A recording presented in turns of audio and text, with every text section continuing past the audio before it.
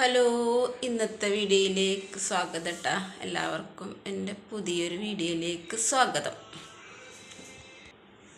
ഇന്നത്തെ സംസാര വിഷയം, ആദ്യം ഒരു കാര്യം പറയട്ടെ കേട്ടോ. നമുക്ക് പെൻഷൻ ഉണ്ട് കേട്ടോ. ഈ മാസം ഒരു ഗഡു കൂടി പെൻഷൻ ഉണ്ട്. 1600. മുന്നേ നമുക്ക് വിഷുവിൻ്റെ മുന്നേയിട്ട് ഒരു ഗഡു കിട്ടിയല്ലോ. അത് 1600 കിട്ടി. അത് കുടിശ്ശിക നിന്നിരുന്നതാട്ടോ. ഇതിപ്പോൾ നമുക്ക് സാധാരണ മാസം കിട്ടാറുള്ള പൈസയാണ് ഇപ്പോൾ ഈ മാസം ഉള്ളത് കേട്ടോ. ഇനി 2 ഗഡും കൂടി നമുക്ക് കിട്ടാണ്ട്. അത് ചിലപ്പോൾ ഓണത്തിനും ക്രിസ്മസിനായിട്ട് തന്നു തീർക്കുമായിരിക്കും കേട്ടോ. പഞ്ചായത്ത് ഇലക്ഷനൊക്കെ ഇനി വരാൻ പോവല്ല. അപ്പോഴത്തേനൊക്കെ അത് തന്നു തീർക്കുമെന്ന് വിചാരിക്കണം കേട്ടോ. അപ്പോൾ അതാണ് പെൻഷൻ്റെ വിശേഷം. പിന്നെ വേറൊരു കാര്യം പറയാനുള്ളത്, ഞാൻ മുന്നൊരു വീഡിയോ ഇട്ടുണ്ടായിരുന്നില്ലേ, എന്താണ് വിലപിടിപ്പുള്ള സാധനങ്ങളൊക്കെ സൂക്ഷിക്കണം, നമ്മൾ തന്നെ സൂക്ഷിക്കണം. അത് നാട്ടുകാരെടുത്തും കുടുംബക്കാരെടുത്തും അമ്മമാരെടുത്തൊന്നും കൊടുത്തേൽപ്പിക്കാൻ പാടില്ല എന്ന് ഞാൻ പറഞ്ഞിട്ടൊരു വീഡിയോ ഞാൻ ഇട്ടുണ്ടായിരുന്നു. നിങ്ങളൊക്കെ കണ്ടു കാണുമെന്ന് വിചാരിക്കണം കേട്ടോ. അതിനെ പറ്റി തന്നെ കേട്ടോ ഇപ്പം ഇന്നത്തെ സംസാരം. ഇപ്പോഴും ഞാൻ പറഞ്ഞത്, നമ്മളെ വീട്ടിലെ വിലപിടിപ്പുള്ള സാധനങ്ങളൊക്കെ നമ്മൾ സൂക്ഷിക്കണം. നമ്മൾ തന്നെ സൂക്ഷിക്കണം. അത് മറ്റൊരാളെ ഏൽപ്പിച്ചിട്ട് കാര്യമില്ല. അവർക്ക് നമ്മുടെ മുതലൊന്നും നോക്കലല്ല അവർക്ക് വേണ്ടി. അവർക്ക് അവരുടേതായ കാര്യങ്ങളുണ്ടാവും. അപ്പോൾ നമ്മളെ കയ്യിൽ നിന്ന് നമ്മളെത്രയും വിലപിടിപ്പുള്ള സാധനങ്ങളൊക്കെ നഷ്ടപ്പെട്ടു പോയിട്ട് പിന്നെ അയൽക്കാരെ കുറ്റം പറഞ്ഞിട്ടോ, കുടുംബക്കാരെ കുറ്റം പറഞ്ഞിട്ടോ, സ്നേഹിതന്മാരെ കുറ്റം പറഞ്ഞിട്ടോ, അവരെ കാരണമാണ് ഇവർ കാരണമാണെന്നൊന്നും പറഞ്ഞിട്ടോ ഒരു കാര്യമില്ല. പോയത് തിരിച്ചു കിട്ടില്ല എന്ന് മാത്രമല്ല, ജീവഹാനി മാനഹാനി ഒക്കെ ഉണ്ടാവും. അപ്പോൾ അതൊക്കെ സഹിക്കേണ്ടി വരും. അപ്പോൾ അതിനൊക്കെ തയ്യാറായിട്ട് വേണം. അത്രയും നമ്മൾ അതൊക്കെ അനുഭവിക്കേണ്ടി വരും എന്ന് വിചാരിച്ചിട്ട് ഒരു മുൻകരുതലോട് കൂടിയിട്ട് നമ്മുടെ വീട്ടിലെ സാധനങ്ങളൊക്കെ സൂക്ഷിക്കുക. എന്ത് സാധനമാണെന്ന് നിങ്ങൾക്ക് പറഞ്ഞിട്ട് ഞാൻ പറയുമ്പോൾ നിങ്ങൾക്ക് മനസ്സിലാവുണ്ടാവും എന്ന് വിചാരിക്കുന്നു.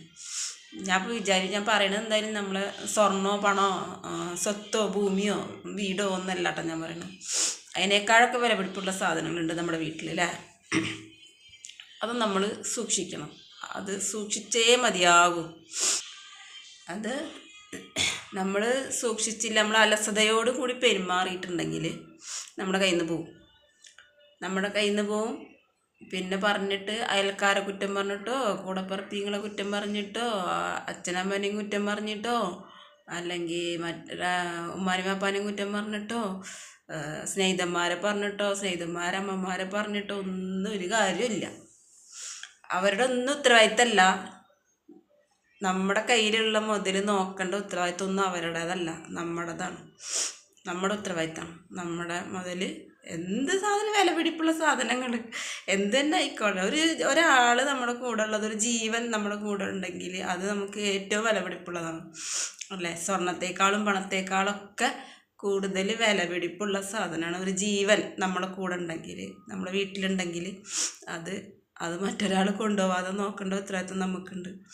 അത് നമ്മുടെ വീട്ടിൽ നിന്ന് മറ്റൊരാൾ കട്ടുകൊണ്ട് പോയിട്ട് അത് അയൽവക്കക്കാർ നോക്കിയില്ല, അതുകൊണ്ടാണ് അങ്ങനെ പറ്റിയത്, അല്ലെങ്കിൽ അപ്പുറത്തുള്ളവർ നോക്കിയില്ല, അതുകൊണ്ടാണ് ആളെ കൊണ്ടുപോയി എന്നൊന്നും പറഞ്ഞിട്ടൊരു കാര്യമില്ല.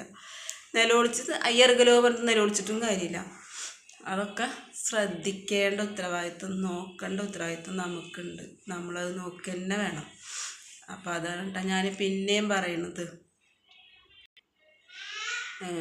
എന്താ പറയുക, ഈ വീട്ടിൽ നിന്ന് നമ്മൾ എന്തെങ്കിലും ഒരു ചിലപ്പോൾ വീട്ടിലുള്ള ഒരാൾ അടുത്ത വേറെ ഒരാളായിട്ട് വല്ല ലവ് അഫെയറോ അതല്ലെങ്കിൽ എന്തെങ്കിലും ഒരു ബന്ധം ഉണ്ടെന്ന് വിചാരിക്കുക.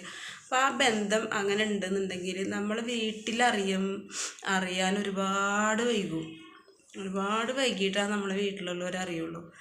അത് ആദ്യം അറിയുന്നത് നാട്ടുകാരായിരിക്കും, പിന്നെ അത് കുടുംബക്കാരറിയും, പിന്നെ മെല്ലെ മെല്ലെ. എന്നിട്ട് ഈ നാക്കിനെല്ലില്ലാത്ത കുറേ ആൾക്കാരുണ്ടാവും. അങ്ങനത്തെ ആൾക്കാരുണ്ടാവും, നാക്കിനെല്ലില്ലാത്തവർ. അവർ അവരെ പറ്റി പറയുകയാണെങ്കിൽ ഈ നമ്മൾ എന്താ പറയുക നമ്മളേലും അവർക്കൊരു വില ഉണ്ടാവില്ലേ, നാക്കിനില്ലാത്തവർക്ക് ആരേനും ഒരു വില ഉണ്ടാവില്ല. അവർ അപ്പോൾ ആ ആൾക്കാർ അങ്ങനെ നാക്കിനില്ലാത്തവർക്ക് ആരും വില വെക്കാത്തതുകൊണ്ട് എന്ത് കെട്ടിയാലും അങ്ങോട്ട് തുറന്നടിച്ച് പറയുന്ന.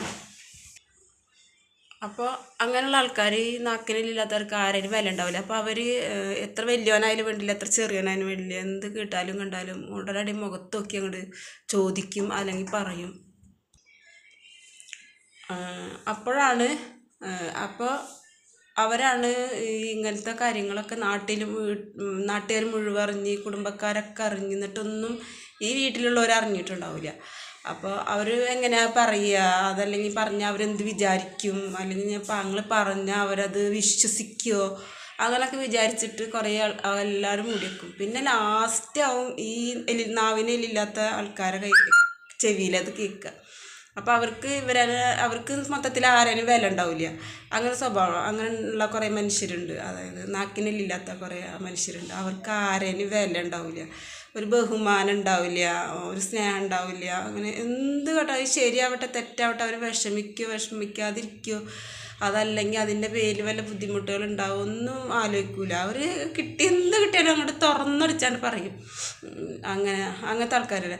അപ്പോൾ അങ്ങനത്തെ ആൾക്കാരെ ചെവിയിൽ കേൾക്കുന്നത് വരെ ഇങ്ങനെ പരക്കും അത്. എന്നിട്ട് അങ്ങനത്തെ ആൾക്കാരാവും ചിലപ്പോൾ സ്വന്തം വീട്ടിലുള്ള ആരോടെങ്കിലും പറയുക. അപ്പോൾ ആദ്യം പറയുമ്പോൾ ഒന്നും വിശ്വസിക്കില്ല, പിന്നെ അവരത് കുറച്ച് ശ്രദ്ധിക്കാൻ തുടങ്ങും. അപ്പോൾ അത് മനസ്സിലാവും അങ്ങനെ ഒരു സംഭവം ഉണ്ട് എന്നുള്ളത്. അപ്പോഴത്തേനും നാട് മുഴുവൻ പോത്തിട്ടുണ്ടാവും. അങ്ങനെ ഒരു സംഭവം ഉണ്ട് ഇങ്ങനെയുള്ള കാര്യങ്ങൾക്ക്, അതായത് ലവ് അഫെയർ ഉണ്ടാവില്ലേ, അതേപോലെ അവിഹിത ബന്ധങ്ങളുള്ളത്, അങ്ങനത്തെ കേസുകളൊക്കെ. അപ്പോൾ അതൊക്കെ പറഞ്ഞാൽ കുടുംബത്തിൽ ഉത്തരവാദിത്തപ്പെട്ട ആൾക്കാർ ശ്രദ്ധിക്കും.